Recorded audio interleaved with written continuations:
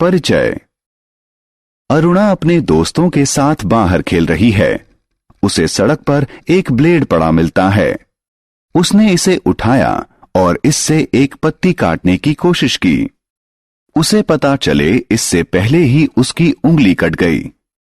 वह अपनी खून बहती हुई उंगली पकड़कर घर के लिए भागी। उसकी मां ने घाव साफ कर उस पर पट्टी बांधी।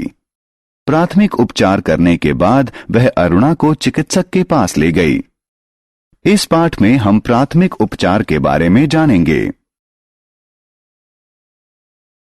आओ सीखें। आपातकालीन चिकित्सा को परिभाषित करना। निम्नलिखित में प्राथमिक उपचार के चरणों को बताना। जलने में, चोट लगने में, नाक से खून बहने में, सांप और बिच्छू के दंश में, कीड़ों के दंश में, जानवर के काटने में, हड्डी टूटने में, मोच आने में। आपातकालीन चिकित्सा। एक बुजुर्ग आदमी पार्क में बैठा हुआ था। अचानक ही उसने अपने सीने के बाएं हिस्से में तेज दर्द महसूस किया। शायद उसे हृदयाघात हुआ हो। उसे तत्काल चिकित्सा की आवश्यकता है। किसी रोगी को उसके प्राण या किसी स्थायी घाव से बचाने के लिए दी जाने वाली तत्काल चिकित्सा को आपातकालीन चिकित्सा कहते हैं। गंभीर दुर्घटनाएं, हृदयाघात, दमा का दौरा इत्यादि में आपातकालीन चिकित्सा की आवश्यकता होती है। आइए अब कुछ ऐसे उपचार सीखें जो छोटे घावों की चिकित्सा में काम आ सकते हैं। जलने के लिए प्राथमिक चिकित्सा। जलन, बिजली या रसायन जैसे अत्यधिक गर्म पदार्थ के संपर्क में आने से त्वचा पर होने वाला घाव है। जब एक व्यक्ति जलन से पीड़ित हो तो हमें जलन वाले स्थान पर ठंडा पानी डालना चाहिए या बर्फ रखना चाहिए। सूखे कपड़े से साफ करना चाहिए। जलन वाले स्थान पर जीवाणुरोधक मलहम लगाना चाहिए। चोट के लिए प्राथमिक चिकित्सा। त्वचा के कट जाने, फट जाने या उसमें छेद हो जाने से होने वाले घाव को चोट कहते हैं।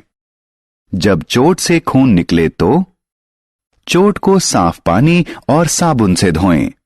जीवाणुरोधक मलहम लगाएं। चोट को पट्टी से ढकें। नाक से खून बहने पर प्राथमिक उपचार। नाक में स्थित रक्त वाहिकाओं के फट जाने से नाक से खून बहने लगता है। नाक से खून बहने पर हमें व्यक्ति को बैठाकर आगे की तरफ झुका देना चाहिए। नाक के नरम हिस्से को अंगूठे और तर्जनी से पकड़कर तब तक बंद रखना चाहिए जब तक खून बहना बंद न हो जाए। सांप या बिच्छू के दंश का प्राथमिक उपचार। सांप या बिच्छू का दंश जानलेवा साबित हो सकता है। सांप या बिच्छू के दंश से जीवन रक्षा के लिए जहर को शरीर के अन्य हिस्सों में फैलने से बचाने के लिए घाव के ठीक ऊपर एक रस्सी या कपड़े का टुकड़ा बांधें। घाव को साबुन और पानी से साफ करें। शरीर से जहर निकालने के लिए खून को चूसकर बाहर थूक दें। कीड़ों के दंश का प्राथमिक उपचार। कुछ कीड़ों का दंश घातक हो सकता है। प्रभावित भाग को साबुन और पानी से धोएं। दर्द से राहत के लिए प्रभावित भाग पर बर्फ रखें। खुजली से बचाने के लिए कोई जीवाणुरोधी मलहम लगाएं। जानवरों के काटने पर प्राथमिक उपचार। कभी कभी जानवरों का काटना बहुत गंभीर हो सकता है। कुत्ते या बंदर के काटने से रेबीज हो सकता है। किसी जानवर के काटने के बाद हमें साफ कपड़े से जानवर की लार को साफ करना चाहिए। घाव को साबुन और पानी से अच्छी तरह साफ करना चाहिए। घाव पर जीवाणुरोधक मलहम लगाना चाहिए। चिकित्सक की सहायता लेनी चाहिए। हड्डी टूटने पर प्राथमिक उपचार। किसी हड्डी के टूटने को अस्थि भंजन कहते हैं। जब कोई व्यक्ति अस्थि भंजन से पीड़ित हो तो हमें सूजन और दर्द कम करने के लिए हड्डी टूटने वाले स्थान पर बर्फ लगाना चाहिए। रोगी को स्थिर रखें और घाव वाले स्थान को खमाची का सहारा देना चाहिए। चिकित्सक से तत्काल संपर्क करना चाहिए। मोच के लिए प्राथमिक चिकित्सा। मोच अस्थिबंधों के संधियों के चारों तरफ उनकी क्षमता से ज्यादा खिंच जाने के कारण होती है। मोच से राहत पाने के लिए हमें दर्द और सूजन में कमी के लिए प्रभावित भाग पर बर्फ लगाना चाहिए। सहारे के लिए पट्टी बांधनी चाहिए। घाव वाले भाग को थोड़ी ऊंचाई पर रखना चाहिए। आओ खेलें। स्तंभ क और ख की सामग्री का सही मिलान करें।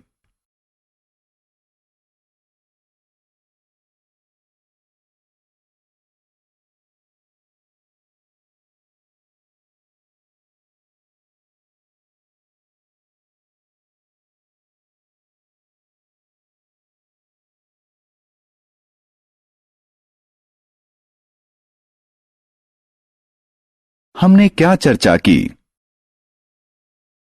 किसी रोगी को उसके प्राण या किसी स्थायी घाव से बचाने के लिए दी जाने वाली तत्काल चिकित्सा को आपातकालीन चिकित्सा कहते हैं।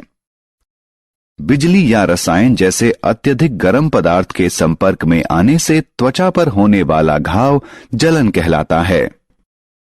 त्वचा के कट जाने, फट जाने या उसमें छेद हो जाने वाले घाव को चोट कहते हैं। नाक से खून तब बहता है जब नाक में स्थित रक्त वाहिकाएं फट जाएं। कीड़ों के दंश से गंभीर एलर्जी अभिक्रिया हो सकती है।